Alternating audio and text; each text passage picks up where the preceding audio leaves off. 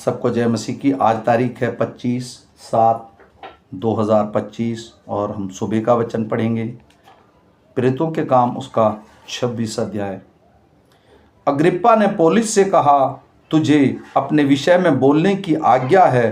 तब पौलुस हाथ बढ़ाकर उत्तर देने लगा, हे राजा अग्रिप्पा, जितनी बातों का यहूदी मुझ पर दोष लगाते हैं, आज तेरे सामने उनका उत्तर देने मैं अपने को धन्य समझता हूँ, विशेष करके इसलिए कि तू यहूदियों के सब व्यवहारों और विवादों को जानता है। अंत में विनती करता हूँ, धीरज से मेरी सुन। मेरी चाल चलन आरंभ से अपनी जाति के बीच में यरूशलेम में जैसा था, वह सब यहूदी जानते हैं। यदि वे गवाही देना चाहें तो जो आरंभ से मुझे पहचानते हैं कि मैं फरीसी होकर अपने धर्म के सबसे खरे पंथ के अनुसार चला, और अब उस प्रतिज्ञा में आशा के कारण जो परमेश्वर ने हमारे बाप दादाओं से की थी, मुझ पर मुकदमा चल रहा है। उसी प्रतिज्ञा के पूरे होने की आशा लगाए हुए हमारे 12 गोत्र अपने सारे मन से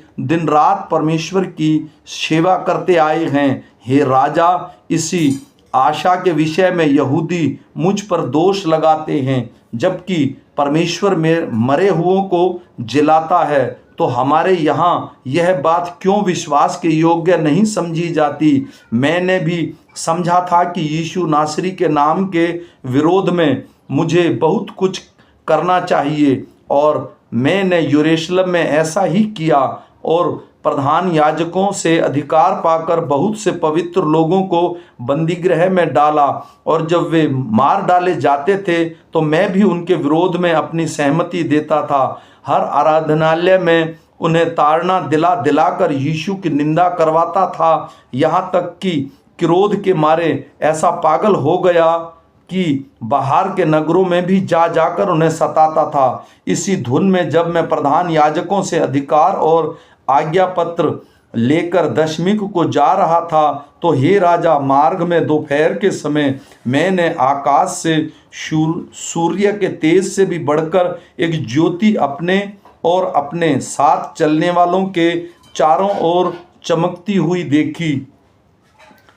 हम सब भूमि पर गिर पड़े, तो मैंने इब्रानी भाषा में मुझसे यह कहते हुए एक शब्द सुना, हे शाऊल, तू मुझे क्यों सताता है? पैन पर लात मारना तेरे लिए ठीक है? मैंने कहा, हे प्रभु, तू कौन है? प्रभु ने कहा, मैं यीशु हूँ जिसे तू सताता है। परंतु तू उठ, अपने पाँव पर खड़ा हो, क्योंकि मैंने तुझे इसलिए दर्शन दिया है कि तुझे उन बातों का भी सेवक और गवाह ठहराऊं जो तूने देखी हैं, और उनका भी जिनके लिए मैं दर्शन दूंगा। और मैं तुझे और तेरे लोगों से और अन्य जातियों से बचाता रहूंगा, जिनके पास मैं अब तुझे इसलिए भेजता हूँ कि तू अपनी आंखें खोले कि मैं अंधकार से ज्योति की ओर और शैतान के अंधकार से परमेश्वर की ओर फिरे, कि पापों की क्षमा और उन लोगों के साथ जो मुझ पर विश्वास करने से पवित्र किए गए हैं मीरास पाएं। अंत हे राजा अग्रिप्पा, मैंने उस स्वर्गीय दर्शन की बात न टाली, परंतु पहले दशमीक के, फिर यरूशलेम के, और तब यहूदियों के सारे देश के रहने वालों को और अन्य जातियों को समझाता रहा कि मन फिराओ और परमेश्वर की ओर अपने मन फिराव के योग्य काम करो। इन बातों के कारण यहूदी मुझे मंदिर में पकड़ के मार डालने का यत्न करते थे, परंतु परमेश्वर की सहायता से मैं आज तक बना हूँ और छोटे बड़े सभी के सामने गवाही देता हूँ, और उन बातों को छोड़ कुछ नहीं कहता जो भविष्यवक्ताओं और मूसा ने भी कहा कि होने वाली हैं, कि मसीह को दुख उठाना होगा और वह सबसे पहले मरे हुए में से जी उठकर हमारे लोगों में और अन्य जातियों में ज्योति का प्रचार करेगा। जब वह इस रीति से उत्तर दे रहा था, तो फेस्तुस ने ऊंचे शब्द से कहा, हे पौलुस, तू पागल है, बहुत विद्या के ने तुझे पागल बना दिया है। परंतु पौलुस ने कहा, हे महामहिम फेस्तुस, मैं पागल नहीं परंतु सच्चाई और बुद्धि की बातें कहता हूँ।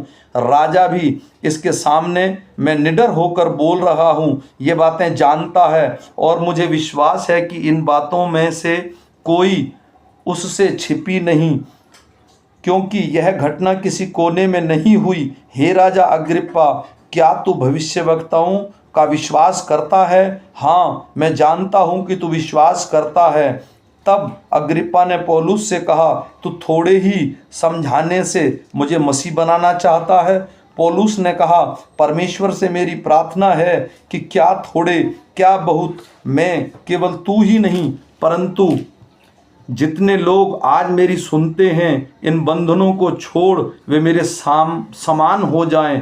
तब राजा और हाकिम और बिरनीके और उनके साथ बैठने वाले उठ खड़े हुए और अलग जाकर आपस में कहने लगे, यह मनुष्य तो कुछ नहीं करता जो मृत्यु दंड या बंदी गृह में डालने के योग्य हो। अग्रिप्पा ने फेस्तुस से कहा, यदि यह मनुष्य कैसर की दुहाई न देता तो छूट सकता था। आमीन। फिर मिलेंगे। शाम।